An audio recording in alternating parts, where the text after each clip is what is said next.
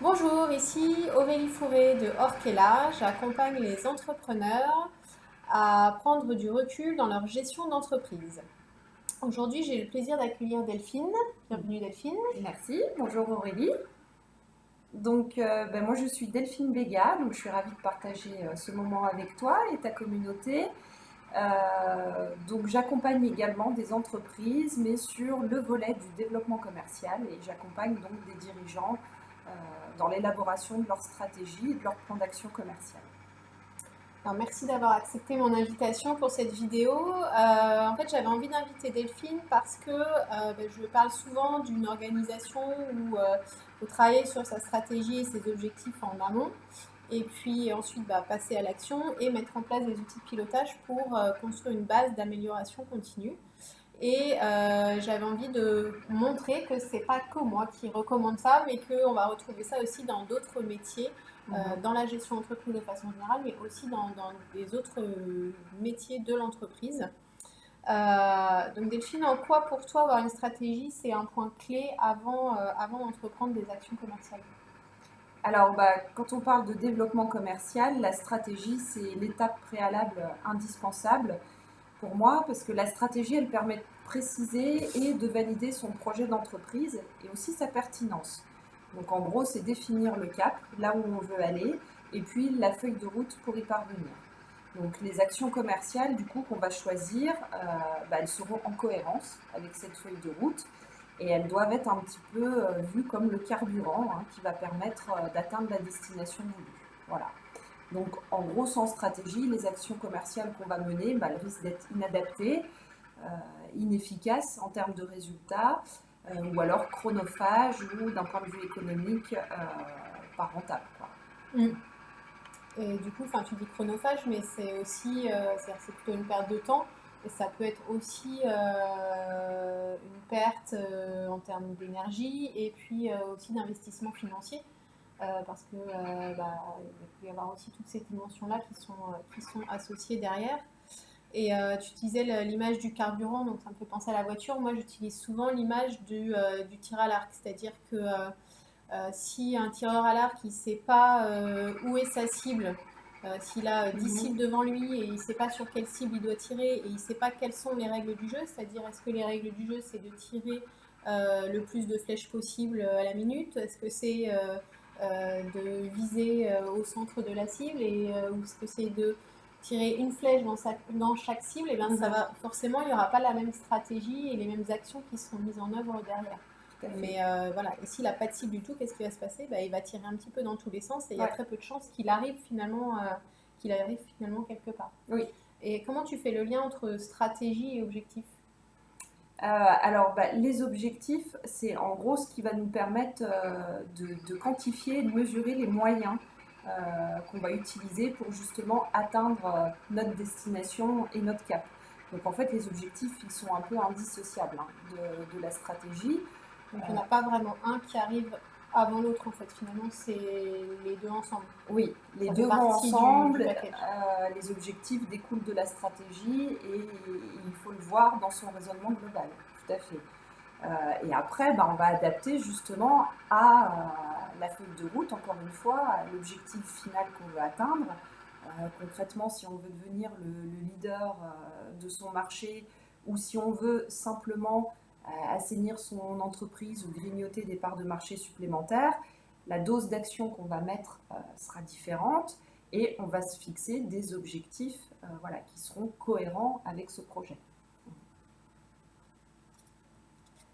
Sans oublier effectivement qu'un objectif, pour qu'il puisse être mesurable et puis répondre au projet de l'entreprise, doit être SMART, évidemment. Le fameux SMART. Que tu conseilles certainement à tes clients. Que je conseille aussi à mes clients. Alors, je ne suis pas toujours sur tous les critères parce que je trouve qu'il y en a qui se recoupent, mais en tout cas, ce qui est très important, c'est que ce soit mesurable pour moi. Oui. Et que ce soit fixe dans le temps. C'est-à-dire que c'est pas la même chose, je ne sais pas, d'augmenter son chiffre d'affaires de 50% en un mois que en 5 ans. On est d'accord. 3 ans. Voilà, ces deux aspects-là, je trouve qu'ils sont importants. Après, dans le SMART, il y a le réaliste Oui, Bon, c'est ça en toujours un découle petit un peu peu. difficile quand même aussi à définir. Mm. Spécifique, oui bien sûr, mais à partir du moment où on a mis déjà un temps et une mesure, en Mm. général c'est spécifique. Et atteignable, réaliste, je trouve que c'est un peu redondant en fait. Ouais. Donc Alors moi, voilà, des fois, mais j'utilise le A pour ambitieux ambitieux, aussi. ça marche bien Mais aussi. Moi ouais. j'ai découvert ça il n'y a pas longtemps, Mm. j'aime bien aussi. Ouais. Et moi, ce que j'aime bien dire aussi, c'est d'avoir plusieurs objectifs. C'est-à-dire que forcément, on a tous un objectif de chiffre d'affaires parce que bah, on est une entreprise, donc on est là pour gagner de l'argent, mais il n'y a pas que ça. Et je trouve que c'est important de pouvoir définir d'autres objectifs avec d'autres mesures, en particulier par exemple le service client, le nombre d'heures de travail, par exemple, qu'on veut respecter, etc., pour aussi se rendre compte de quelles sont nos priorités et pouvoir ajuster. Parce que si on mesure que le chiffre d'affaires, on peut se retrouver dans des situations qui peuvent ne plus nous correspondre. Oui, tout à fait. Et je trouve que c'est important par rapport aux valeurs de l'entreprise. Oui. Voilà. Est-ce qu'il y a un objectif en particulier que si tu n'avais qu'un seul objectif que tu conseillerais à tes clients, ce serait quoi? Alors, on parlait du chiffre d'affaires tout à l'heure. Alors, effectivement, s'il y a quand même un objectif très important à suivre, c'est le chiffre d'affaires, hein, les revenus de l'entreprise. Donc, évidemment, je conseille de suivre cet indicateur. Par contre, mon conseil, ce serait surtout de le segmenter.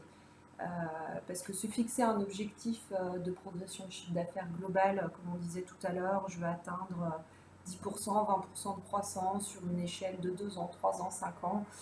Euh, donc ça, bon, c'est une chose, mais comment je vais y arriver? Aujourd'hui, dans mon activité, voilà, comment sont segmentées les choses en fonction des produits ou des services que je vends et à qui je m'adresse aujourd'hui dans ma clientèle. Donc ce que je conseille surtout, c'est de segmenter son chiffre d'affaires pour bien suivre justement les évolutions dans ces segments produits ou marchés. Et ça, je pense que c'est important parce que ça te permet aussi de commencer à construire un plan d'action. C'est-à-dire que tant que ça reste un chiffre d'affaires global, bah, finalement, c'est assez C'est ça. vague. Ouais. Et le fait de pouvoir segmenter, ça permet de redescendre à un niveau d'en dessous et de poser les étapes et les jalons intermédiaires qui vont Voilà. permettre d'arriver là. En fait, Et ça permet effectivement, surtout de prioriser voilà. les actions, de les hiérarchiser et de les prioriser dans le temps en fonction de ce qui va contribuer à atteindre notre objectif global au final. Et donc j'imagine que toi aussi tu conseilles de mettre en place des outils de pilotage. Oui, tout à fait. Les outils de pilotage, ils permettent justement d'avoir une mesure périodique de nos résultats, de la progression voilà, dans le temps, et puis surtout de projeter les efforts qui restent à fournir pour atteindre le cap qu'on s'est fixé. Et enfin, moi je trouve que c'est très important cette notion de périodique parce que notamment en chiffre d'affaires, on peut avoir tendance à attendre la fin du bilan comptable pour savoir où on en est. Sauf que voilà, en un an, il peut se passer beaucoup de choses. Et c'est important de fixer une période qui soit plus courte pour pouvoir réajuster et être réactif au bon moment. Alors après, il ne s'agit pas non plus de vérifier ces chiffres tous les 3 jours parce que forcément, les actions, elles prennent du temps à se mettre en œuvre et à fournir des résultats. Mais voilà, je trouve que déjà, si on est regardé au moins tous les trimestres, voire tous les mois en fonction des actions, c'est important. Il faut une mesure périodique et cette périodicité doit être cohérente avec ce qu'on mesure. Est-ce que tu as un exemple d'indicateur spécifique à la démarche commerciale ? Alors, dans la démarche commerciale, ce qui est intéressant de suivre, c'est par exemple le nombre de nouveaux clients. Alors, à condition bien sûr que l'obtention de nouveaux clients soit un enjeu stratégique de l'entreprise, hein, parce qu'on peut se retrouver dans des contextes où on va plutôt prioriser la fidélisation ou le foisonnement. Si on est sur de la recherche de nouveaux clients, de nouvelles affaires, le suivre en nombre, c'est un indicateur qui est intéressant. Mais encore une fois, c'est pertinent de pousser l'analyse sur ces nouveaux clients en traçant leur origine. Voilà. Donc, d'où viennent mes nouveaux clients? Se mettre une codification très simple, hein, que tout le monde utilisera de façon identique. C'est du bouche à oreille, c'est de la recommandation du réseau, de la réponse à de l'appel d'offres ou alors de la prospection pure, de la démarche commerciale dans l'entreprise. Voilà. Et tracer l'origine de ces nouveaux clients, et encore une fois suivre ça régulièrement, ça permet d'avoir les tendances de ce qui se passe au niveau du marché et surtout des canaux de prospection qui sont les plus efficaces pour nous et pour notre activité. Et encore une fois, d'apporter la bonne dose d'action de façon performante pour contribuer à l'objectif final qu'on s'est fixé. Et puis ça permet de comprendre quels sont les canaux qui fonctionnent pour nous. Et puis pour ceux qui fonctionnent moins bien, de se poser la question qu'est-ce qu'on en fait? Parce que c'est pas parce que ça fonctionne moins bien que forcément il faut arrêter. Oui. Peut-être des actions à ajuster. Oui. Peut-être aussi que c'est parce que c'est des actions, c'est des canaux où les actions prennent plus de temps pour donner des résultats. Donc moi ce que je dis toujours, c'est voilà, il y a l'outil de pilotage, ça donne des chiffres. Après, ce qui est important, c'est l'analyse qu'on en fait aussi derrière. Et il faut se donner des moyens justement d'analyse et pas suivre uniquement le résultat de l'indicateur, de l'objectif. Ouais.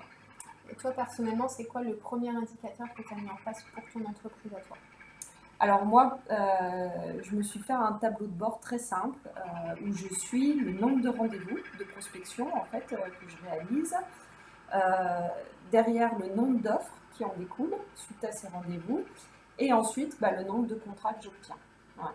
Donc j'ai les 3 étapes principales, le rendez-vous, l'établissement de l'offre et éventuellement la commande, et de suivre en nombre et sur le temps ces données, ça me permet d'en tirer des analyses en fait sur mon taux de transformation, et puis sur les délais aussi, parce que comme tu le disais tout à l'heure, il y a des canaux de prospection qui vont prendre peut-être des temps un peu plus importants, mais ce n'est pas pour autant qu'il faut les mettre de côté. C'est une donnée qu'il faut intégrer et qu'il faut prendre en compte dans le rythme de son plan d'action.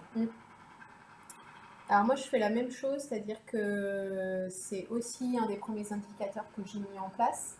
Et je l'associe avec ce que tu disais tout à l'heure sur la source des clients. Oui. C'est-à-dire que dans le même tableau, j'ai à la fois mes rendez-vous, les devis que j'ai faits et puis les prestations que j'ai réalisées. Et j'essaye en fait d'associer un maximum d'informations pour qu'en un seul tableau, on puisse faire des statistiques et qu'on puisse tirer un maximum d'informations de façon assez automatique. Et souvent, cet outil, voilà, tu l'as dit, je l'ai dit, c'est un des premiers outils à mettre en place. Et voilà, c'est aussi un des premiers outils que j'audite et que je fais mettre en place à mes clients s'ils ne l'ont pas encore. Si tu avais un message clé, un conseil que tu voudrais faire passer aux personnes qui regardent cette vidéo, c'est lequel? Un message en matière de développement de gestion commerciale, qui est mon domaine d'expertise, ce serait quand même d'être conscient que c'est un travail besogneux qui demande de la rigueur et de la régularité. Souvent, j'entends des dirigeants en fait qui déplorent manquer de temps à consacrer à l'action commerciale dans leur entreprise et à le faire en période un petit peu plus creuse parce qu'ils ont plus de temps. C'est là où on prend le risque de se faire mal concrètement, et puis d'accentuer ces phénomènes de pic et de creux d'activité dans l'entreprise. Surtout selon les délais qu'on a besoin entre le début de l'action de prospection et la réalisation de la prestation. Parce qu'au moment où on s'adresse à un prospect, très souvent il n'est pas en phase d'achat. Donc on est sur des temps plutôt longs. Mais pour autant, il faut que ce soit une démarche qui soit régulière, qui soit rigoureuse dans l'entreprise. Donc voilà, les mots-clés, ce seraient stratégie, méthode, régularité et rigueur quand on parle de développement commercial. Alors mon métier, c'est justement d'accompagner les dirigeants d'entreprise dans cette démarche. Et pour le coup, l'externalisation, ça devient pour eux un peu une garantie vis-à-vis de ces exigences qu'on vient de citer. Et ça permet aussi, parce que c'est quand même, je pense que tout le monde sera d'accord avec moi, c'est-à-dire que la prospection commerciale, c'est pas forcément le truc que les chefs d'entreprise adorent, parce que c'est pas forcément leur cœur de métier. Oui. Et du coup, c'est aussi pour ça que souvent ils ont du mal à trouver le temps. En fait, il y a aussi une envie qui n'est pas forcément là. Et du coup, je trouve d'autant plus intéressant de pouvoir l'externaliser à quelqu'un dont déjà c'est le métier, donc il sera beaucoup plus performant et percutant. Et puis en plus, ça permet de s'assurer une régularité qu'on aura peut-être beaucoup plus de mal à mettre en place soi-même. Oui, tout à fait.